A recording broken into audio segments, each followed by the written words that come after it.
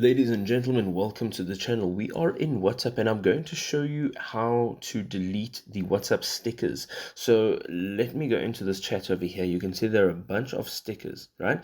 Now, if you tap on a sticker, you have the option to add it to your favorites. Now, this allows you to store the stickers.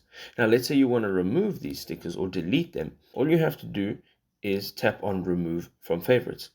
Right? Thereafter, you can go ahead and you can actually remove it from the chat by long pressing it and looking at the top, tapping on the delete and then delete. For me, you've now deleted it from the chat as well as from your favorites. Again, you can just tap on any one of them. You can remove it from the favorites and long pressing it will allow you that delete option, which you can find right at the top. You can also do multiple. So if you are long pressing on the first one, and then you can just go ahead and you can tap on every other sticker that you'd like to delete. As you can see, there's quite a bit.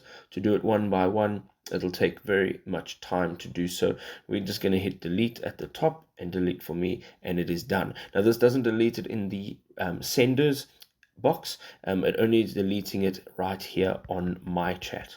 If this was a helpful video, go ahead, drop us a like, show your support, and we'll see you next time. Peace.